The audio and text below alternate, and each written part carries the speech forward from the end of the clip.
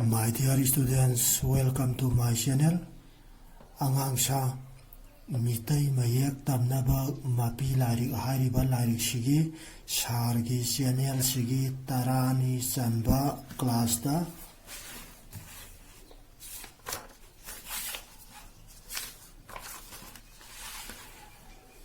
taraga tare suba para mapung mayek da saunap saitap tamnabagi mawong page number 30 amasung mapung mayakda nung saita tapnabagi mawong para taraga nipan page number 30 ga 1 hariba para ani se loigre ngasi sargi channel sigi taraga mathoini suba class oina ngasi tawgadoriba sina taraga mapan suba para taraga mapan suba parada tamgadoribasna mitai mayaki khonthok mayak sing sijinaba haibaje amuka parake ko ngasi sargi taraga mathoini suba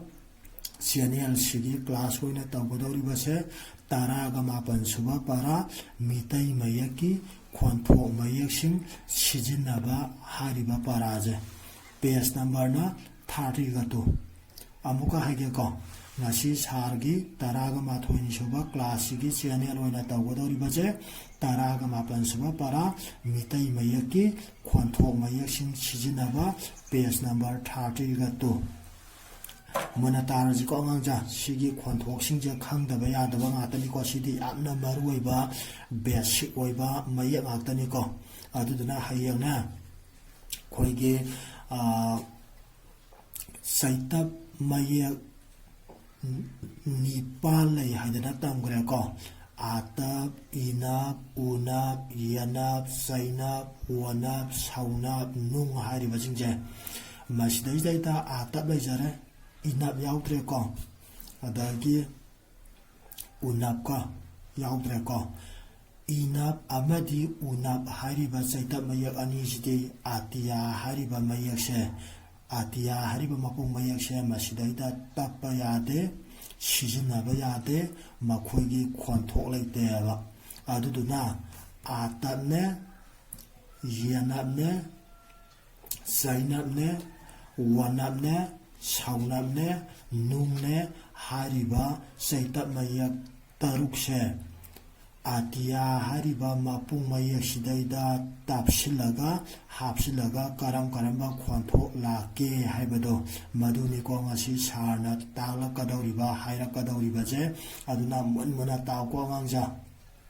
yamdai ko hayang ko chanda mitai mayaki khonthok mayak sing sijinabagi mawongdu iwana hangakane ba ko adaida noina hauji sarna hagibado inapka unapiga gadi haira ko yadre pakhunda si khumakadawa yamdai ko ngangja mitai mayaki khonthok mayak sing sijinabagi mawongdu iwana haira kane ba ko pekhada adu hangapa matamda noina si khumakadawa atia tinsinba atap haibadi atia da atap hapsan matamdane atia atap na parakane ba masagi khonthok lejare ko atia tinsinba yanap ko atia yanap ye na parakane ba atia tinsinba sainap manaba atia sainap ai haidana parakane ba mathangda atia tinsinba wanap manaba atia wanap wo haidana parakane ba mathangda atia tinsinba saunap manaba atia saunap au haidana parakane ba mathangda atia tinsinba nung manaba atia nung ang haidana parakane ba angaja na taho na khango ko si khonthok sinja hayang pekhada compulsory hangada wani ko pekhada hangakadosina mitai mayaki khonthok mayak sing sijinabagi mawongdu iu haidana hangakane ba ko adu hangako tadamna khumakado jadam pekhada khumakado ba stand mani ko sarna hareje atia tinsinba atap manaba atia atap ana parane ba mathangda atia tinsinba yanap manaba atia yanap ye haidana parane ba mathangda atia tinsinba sainap manaba atia sainap ai haidana parakane ba mathangda atiya tinsinba wana manaba atiya wana wona parakaneba mathangda atiya tinsinba sauna manaba atiya sauna au haidana parakaneba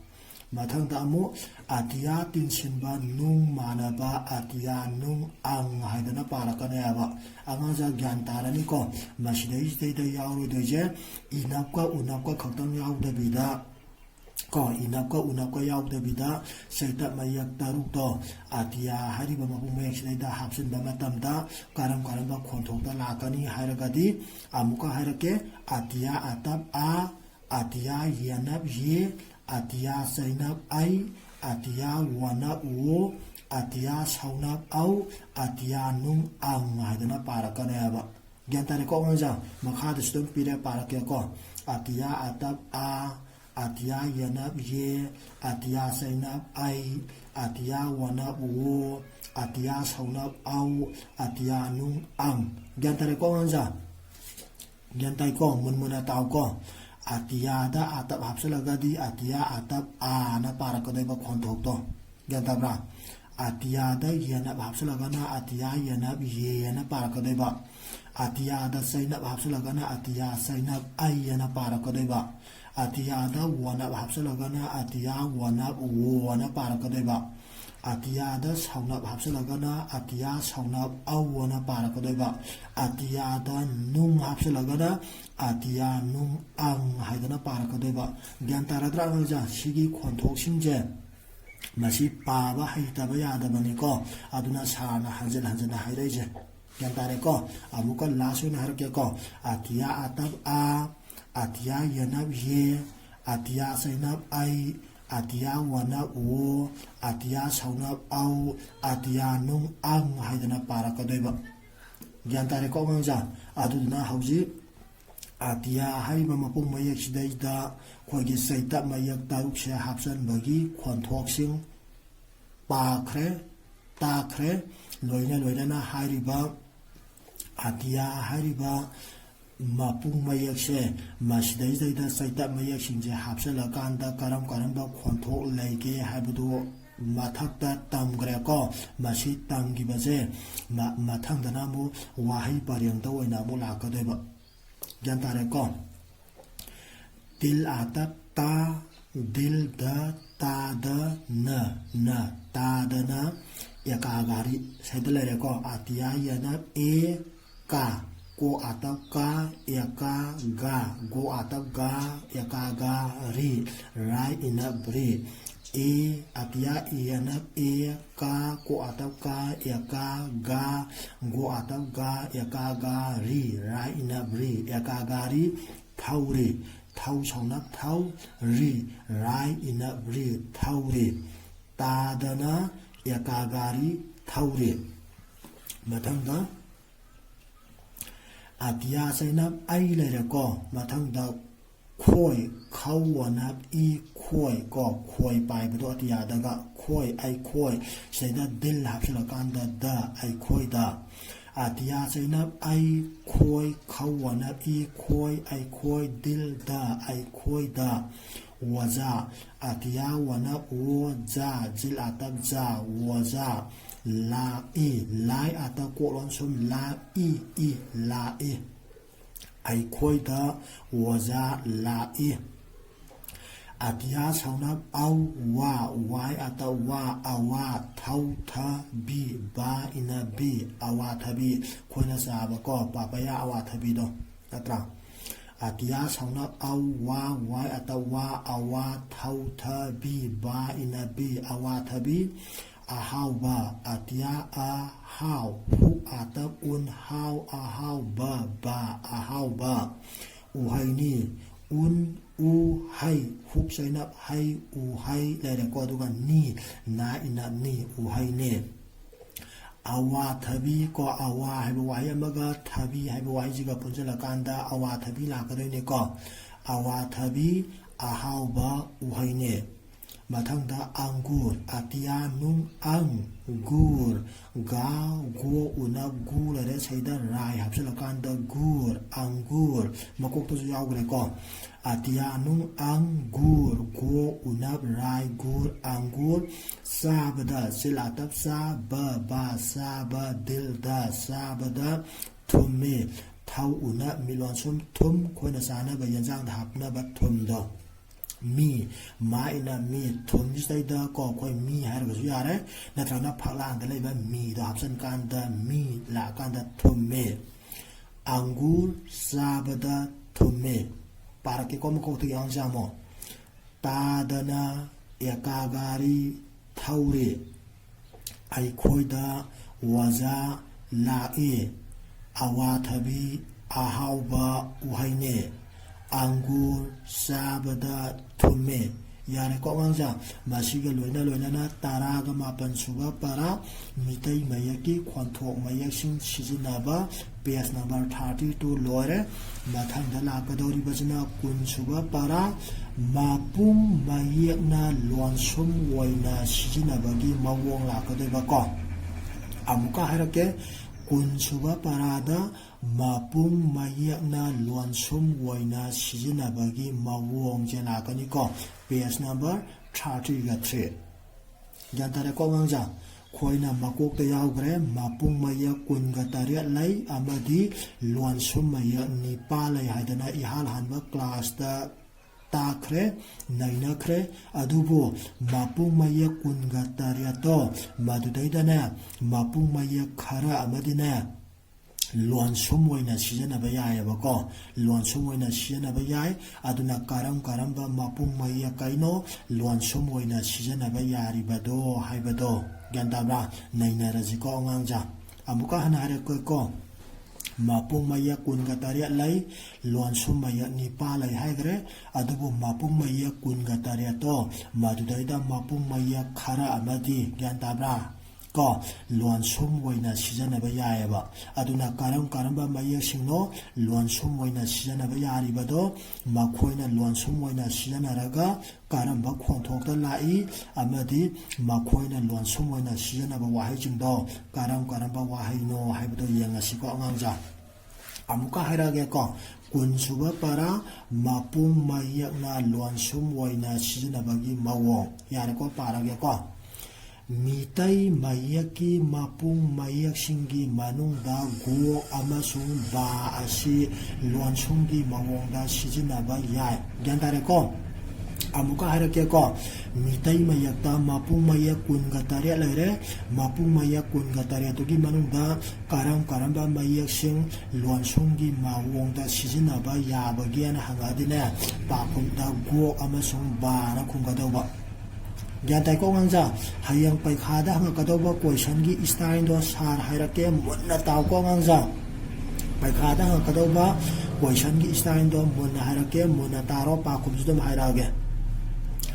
mitai mayaki mapung mayak singi manungda go amasung ba asi luansunggi mawongda sijinaba yaena sidaida pire ko question da hanga kadojina mitai mayaki mapung mayak singi manungda karam ba mayak sing luansunggi mawongda sijinaba yabagi ana hangkane abako pakhunda kuma kadojina mitai mayaki mapung mayak singi manungda go amasung ba asi luansunggi mawongda sijinaba yai haidana na khunggadawba loina ba question sing kadoni pakhunda hapakadoje go amasung ba ja hapakadawba amukar ke ko gangja mitai mayaki mapung mayak singi manungda ko luansunggi mawongda sijanaba yaba mayak singdu kari no na hangakane ko adida hangakadoje mitai mayaki mapung mayak singi manungda go amasung ba asi luansunggi mawongda sijanaba yai haina khungadaba gantare ko de ngangja adudi hariba go amadi ba jahabaga karamba wahai jing lake habdo yangaji ko mit tinjan ba go manaba mak ana laeba natra adai mathang da til tinjan ba manaba tab laeba adagi amu jil tinjan ba go manaba jak ana laeba ko gandare ko aduga hayeng staida mu question da hangba yara isna mitai mayaki mapung mayak singi manungda ko luansunggi mawongda sijinaba yaba mayak singdu ꯇꯞꯂꯒ ꯏꯕ ꯌꯥꯕ ꯋꯥꯍꯩꯁꯤꯡꯗꯨ ꯏꯌꯣꯅ ꯍꯪꯉꯛꯀꯗꯣꯏꯕ ꯑꯃꯨꯛꯀ ꯍꯥꯏꯔꯛꯀꯦꯀꯣ ꯃꯤꯇꯩ ꯃꯌꯦꯛꯀꯤ ꯃꯄꯨꯡ ꯃꯌꯦꯛꯁꯤꯡꯒꯤ ꯃꯅꯨꯡꯗ ꯂꯣꯟꯁꯨꯡꯒꯤ ꯃꯑꯣꯡꯗ ꯁꯤꯖꯤꯟꯅꯕ ꯌꯥꯕ ꯃꯌꯦꯛꯁꯤꯡꯗꯨ ꯇꯞꯂꯒ ꯑꯣꯏꯊꯣꯛꯄ ꯌꯥꯕ ꯋꯥꯍꯩꯁꯤꯡꯗꯨ ꯏꯌꯣꯅ ꯍꯪꯉꯛꯀꯅꯦꯕꯀꯣ ꯑꯗꯨꯗ ꯅꯣꯏꯅ ꯏꯔꯛꯀꯗꯣꯏꯁꯦ ꯃꯛ ꯀꯣ ꯃꯤꯠ ꯀꯣꯛ ꯃꯛ ꯇꯤꯜ ꯕꯥ ꯇꯞ ꯑꯗꯒꯤ ꯃꯊꯪꯗ ꯖꯤꯜ ꯒꯣꯛ ꯀꯣ ꯖꯛ ꯑꯅ ꯏꯔꯛꯀꯗꯧꯕ ꯒ꯭ꯌꯥꯟ ꯇꯥꯔꯦꯀꯣ ꯑꯉꯥꯡꯁꯦ ꯃꯈꯥꯗꯁꯨ ꯄꯤꯔꯦꯀꯣ ꯃꯛ ꯇꯞ ꯖꯛ ꯒ꯭ꯌꯥꯟ ꯇꯥꯔꯦꯀꯣ ꯑꯉꯥꯡꯁꯦ ꯑꯃꯨꯛꯇꯪ ꯂꯥꯁ ꯑꯣꯏꯅ ꯍꯥꯏꯔꯛꯀꯦꯀꯣ ꯀꯣꯏꯁꯟ ꯑꯣꯏꯅ ꯑꯃꯗꯤ ꯄꯥꯈꯨꯝꯒꯤ ꯃꯑꯣꯡꯗ ꯍꯪꯕ ꯌꯥꯕꯗꯣ ꯃꯤꯇꯩ ꯃꯌꯦꯛꯀꯤ ꯃꯄꯨꯡ ꯃꯌꯦꯛꯁꯤꯡꯒꯤ ꯃꯅꯨꯡꯗ ꯀꯔꯝꯕ ꯃꯌꯦꯛꯁꯤꯡꯅ ꯂꯣꯟꯁꯨꯡꯒꯤ ꯃꯑꯣꯡꯗ ꯁꯤꯖꯤꯟꯅꯕ ꯌꯥꯕꯒꯦ ꯈꯨꯗꯝ ꯄꯤꯌꯣꯅ ꯄꯩꯈꯥꯗ ꯍꯪꯉꯛꯀꯅꯦꯕ ꯑꯗ ꯅꯣꯏꯅ ꯈꯨꯝꯒꯗꯣꯏꯁꯦ ꯃꯤꯇꯩ ꯃꯌꯦꯛꯀꯤ ꯃꯄꯨꯡ ꯃꯌꯦꯛꯁꯤꯡꯒꯤ ꯃꯅꯨꯡꯗ ꯒꯣꯛ ꯑꯃꯁꯨꯡ ꯕꯥ ꯑꯁꯤ ꯂꯣꯟꯁꯨꯡꯒꯤ ꯃꯑꯣꯡꯗ ꯁꯤꯖꯤꯟꯅꯕ ꯌꯥꯏꯅ ꯈꯨꯝꯃꯅꯤꯀꯣ ꯑꯗꯨꯒ ꯃꯊꯪꯒꯤ ꯄꯦꯔꯥꯒ꯭ꯔꯥꯐꯇꯅꯦ ꯀꯣ ꯈꯨꯗꯝ ꯑꯃ ꯊꯥꯔꯒ ꯃꯛ ꯀꯃꯥ ꯇꯞ ꯀꯃꯥ ꯀꯣ ꯂꯣꯏꯅꯅ ꯖꯛ ꯍꯥꯏꯔꯤꯕ ꯑꯍꯨꯝꯁꯦ ꯏꯔꯛꯀꯗꯧꯕ ꯒ꯭ꯌꯥꯟ ꯇꯥꯔꯗ꯭ꯔꯥ ꯑꯩꯉꯣꯟꯗ ꯀꯟꯐ꯭ꯌꯨꯁ ꯆꯠꯂꯤꯕ꯭ꯔꯥ ꯆꯠꯇ꯭ꯔꯦꯀꯣ ꯑꯗꯨꯅꯗꯤ ꯃꯈꯥ ꯄꯥꯔꯛꯑꯁꯤꯀꯣ ꯁꯤꯗꯩꯗ ꯄꯤꯔꯦꯀꯣ ꯖꯛ ꯖꯤꯜ ꯒꯣꯛ ꯖꯛ ꯃꯤꯠ ꯒꯣꯛ ꯃꯛ ꯒꯣꯛ ꯕꯥ ꯒꯛ ꯇꯤꯜ ꯕꯥ ꯇꯞ ꯒ꯭ꯌꯥꯟ ꯇꯥꯔꯦꯀꯣ ꯑꯉꯥꯡꯁꯦ ꯑꯗꯨꯝ ꯈꯪꯖꯤꯜꯂꯣꯀꯣ ꯍꯌꯦꯡ ꯈꯨꯗꯝ ꯑꯃ ꯄꯤꯌꯨ ꯍꯥꯏꯔꯒꯅ ꯈꯨꯗꯝ ꯑꯃ ꯄꯤꯔꯣ ꯑꯅꯤ ꯄꯤꯌꯨ ꯍꯥꯏꯔꯒꯅ ꯑꯅꯤ ꯄꯤꯔꯣ ꯑꯍꯨꯝ ꯄꯤꯌꯨ ꯍꯥꯏꯔꯒꯅ ꯑꯍꯨꯝ ꯄꯤꯔꯣ ꯒ꯭ꯌꯥꯟ ꯇꯥꯔꯦꯀꯣ ꯍꯪꯉꯛꯏꯕ ꯃꯥꯔꯛꯇꯨꯒꯤ ꯃꯇꯨꯡ ꯏꯟꯅ ꯍꯪꯉꯛꯏꯕ ꯀꯣꯏꯁꯟꯗꯨꯒꯤ ꯃꯇꯨꯡ ꯏꯟꯅ ꯑꯗꯨꯝ ꯈꯨꯝꯃꯛꯑꯣꯀꯣ ꯄꯥꯈꯨꯝꯗ ꯑꯉꯥꯡꯁꯦ ꯒ꯭ꯌꯥꯟ ꯇꯥꯔꯦꯀꯣ ꯖꯤꯜ ꯒꯣꯛ ꯖꯛ ꯃꯤꯠ ꯒꯣꯛ ꯃꯛ ꯒꯣꯛ ꯕꯥ ꯒꯛ ꯇꯤꯜ ꯕꯥ ꯇꯞ ꯒ꯭ꯌꯥꯟ ꯇꯥꯔꯦ ꯑꯉꯥꯡꯁꯦ ꯑꯗꯨꯗꯤ ꯃꯈꯥ ꯂꯧꯊꯔꯛꯑꯒꯦꯀꯣ ꯃꯤꯠ ꯀꯣ ꯑꯃꯨꯛ ꯃꯣꯏ ꯌꯥꯎꯕ ꯋꯥꯍꯩ ꯄꯔꯦꯡꯗꯅꯤꯀꯣ ꯑꯃꯨꯛ ꯂꯥꯛꯏꯁꯦ ꯃꯤꯠ ꯒꯣꯛ ꯃꯛ ꯇꯤꯜ ꯍꯥꯞꯆꯤꯜꯂꯀꯥꯟꯗ ꯇ ꯃꯛꯇ ꯆꯥ ꯆꯤꯜꯂꯥ ꯇꯞ ꯆꯥ ꯊꯛꯏ ꯊꯧ ꯀꯣꯛꯂꯣꯟ ꯁꯨꯝ ꯊꯛꯏ ꯊꯛꯏ ꯀꯣ ꯃꯛꯇ ꯆꯥ ꯊꯛꯏ ꯑꯗꯒꯤ ꯇꯤꯜ ꯕꯥ ꯇꯞ ꯇꯤꯜ ꯍꯥꯞꯆꯤꯜꯂꯀꯥꯟꯗ ꯇ ꯇꯞꯇ ꯐꯤ ꯐꯝ ꯏꯅꯞ ꯐꯤ ꯁꯨꯒꯅꯤ ꯁꯝ ꯎꯅꯞ ꯁꯨ ꯒꯣꯒ ꯁꯨꯒ ꯅꯤ ꯅꯥ ꯏꯅꯞ ꯅꯤ ꯁꯨꯒꯅꯤ ꯇꯞꯇ ꯐꯤ ꯁꯨꯒꯅꯤ ꯃꯊꯪꯗ ꯖꯤꯜ ꯒꯣꯛ ꯖꯛ ꯇꯤꯜꯇ ꯖꯛꯇ ꯏꯁꯤꯡ ꯁꯝ ꯏꯅ ꯉꯧꯂꯣꯟ ꯁꯨꯝ ꯁꯤꯡ ꯏꯁꯤꯡ ꯍꯥꯞꯄꯤ ꯍꯨꯀꯥꯇ ꯄꯥꯂꯣꯟ ꯁꯨꯝ ꯍꯥꯞꯄꯤ ꯄꯥ ꯏꯅ ꯄꯤ ꯍꯥꯞꯄꯤ ꯑꯃꯨꯛꯀ ꯄꯥꯔꯛꯀꯦꯀꯣ ꯑꯉꯥꯡꯁꯦ ꯖꯛꯇ ꯏꯁꯤꯡ ꯍꯥꯞꯄꯤ ꯃꯀꯣꯛꯇ ꯑꯃꯨꯛꯇꯪ ꯄꯥꯔꯒꯦꯀꯣ ꯃꯛꯇ ꯆꯥ ꯊꯛꯏ ꯇꯞꯇ ꯐꯤ ꯁꯨꯒꯅꯤ ꯖꯛꯇ ꯏꯁꯤꯡ ꯍꯥꯞꯄꯤ ꯍꯥꯏꯔꯤꯕꯁꯤꯡꯁꯦ ꯒ꯭ꯌꯥꯟ ꯇꯥꯔꯦꯀꯣ ꯑꯉꯥꯡꯁꯦ ꯃꯊꯛꯀꯤ ꯀꯣꯏꯁꯟꯗꯣ ꯀꯟꯐ꯭ꯌꯨꯁ ꯆꯠꯇꯦꯀꯣ ꯑꯃꯨꯛꯇꯪꯒ ꯍꯥꯏꯔꯛꯀꯦꯀꯣ ꯁꯦ ꯃꯤꯇꯩ ꯃꯌꯦꯛꯀꯤ ꯃꯄꯨꯡ ꯃꯌꯦꯛꯁꯤꯡꯒꯤ ꯃꯅꯨꯡꯗ ꯀꯔꯝꯕ ꯃꯌꯦꯛꯁꯤꯡꯅ ꯂꯣꯟꯁꯨꯡꯒꯤ ꯃꯑꯣꯡꯗ ꯁꯤꯖꯤꯟꯅꯕ ꯌꯥꯕꯒꯦ ꯈꯨꯗꯝ ꯄꯤꯌꯨ ꯍꯥꯏꯗꯅ ꯍꯌꯦꯡ ꯀꯣꯏꯁꯟꯗ ꯍꯪꯉꯛꯀꯅꯦꯕ ꯃꯗ ꯅꯣꯏꯅ ꯈꯨꯝꯒꯗꯣꯏꯁꯦ ꯃꯤꯇꯩ ꯃꯌꯦꯛꯀꯤ ꯃꯄꯨꯡ ꯃꯌꯦꯛꯁꯤꯡꯒꯤ ꯃꯅꯨꯡꯗ ꯒꯣꯛ ꯑꯃꯁꯨꯡ ꯕꯥ ꯑꯁꯤ ꯂꯣꯟꯁꯨꯡꯒꯤ ꯃꯑꯣꯡꯗ ꯁꯤꯖꯤꯟꯅꯕ ꯌꯥꯏ ꯍꯥꯏꯅ ꯈꯨꯝꯒꯗꯧꯕ ꯄꯥꯈꯨꯝꯗꯅꯀꯣ ꯃꯤꯠ ꯒꯣꯛ ꯃꯛ ꯇꯤꯜ ꯕꯥ ꯇꯞ ꯀꯣ ꯖꯤꯜ ꯒꯣꯛ ꯖꯛ ꯍꯥꯏꯔꯤꯕ ꯋꯥꯍꯩꯁꯤꯡꯁꯦ ꯏꯔꯛꯀꯗꯧꯕ ꯒ꯭ꯌꯥꯟ ꯇꯥꯔꯦꯀꯣ ꯑꯉꯥꯡꯁꯦ ꯄꯩꯈꯥꯗ ꯍꯪꯉꯛꯀꯗꯧꯕ ꯀꯣꯏꯁꯟꯒꯤ ꯏꯁꯇꯥꯏꯜ ꯑꯃꯗꯤ ꯈꯨꯝꯃꯛꯀꯗꯧꯕ ꯄꯥꯈꯨꯝꯒꯤ ꯏꯁꯇꯥꯏꯜꯗꯨꯅꯤꯀꯣ ꯍꯥꯏꯔꯛꯏꯁꯦ ꯒ꯭ꯌꯥꯟ ꯇꯥꯔꯦꯀꯣ ꯑꯉꯥꯡꯁꯦ ꯃꯨꯟꯅ ꯇꯥꯔꯣ ꯂꯣꯏꯅꯅ ꯌꯨꯝꯗꯁꯨ ꯐꯖꯅ ꯄꯥꯔꯣ ꯈꯪꯗꯕ ꯒ꯭ꯌꯥꯟ ꯇꯥꯗꯕ ꯌꯥꯎꯔꯒꯁꯨ ꯅꯈꯣꯏꯒꯤ ꯕꯕꯥ ꯍꯣꯏ ꯃꯃꯥ ꯍꯣꯏ ꯀꯣ ꯆꯦꯆꯦ ꯍꯣꯏ ꯗꯗꯥ ꯍꯣꯏꯗ ꯍꯪꯉꯣ ꯀꯣ ꯑꯗꯨꯒ ꯍꯌꯦꯡ ꯅꯣꯏꯅꯅꯦ ꯁꯥꯔꯅ ꯇꯥꯛꯄꯁꯤꯗ ꯒ꯭ꯌꯥꯟ ꯇꯥꯗꯕ ꯑꯗꯒꯤ ꯄꯩꯈꯥꯗ ꯍꯪꯉꯛꯀꯗꯧꯕ ꯃꯑꯣꯡꯗ ꯒ꯭ꯌꯥꯟ ꯇꯥꯗꯕ ꯈꯣꯠꯇꯕ ꯌꯥꯎꯔꯒꯗꯤ Hayang Google Meet-ane adum noina hangingba hainingba questionjingdo loinanaba hango loinanaba hairo ko adum sana adum haiba yaba hairage gyan tare ko ngangja adubu sana taige matamjidadi munmuna tagadawba loinana ata pugaje loinba phado ga sakadawni ko ngangja ata pugaje phado ga satragadi yade ko phare ko ngangja ngasigi di matang jeda loisanaji ko ngangja thanks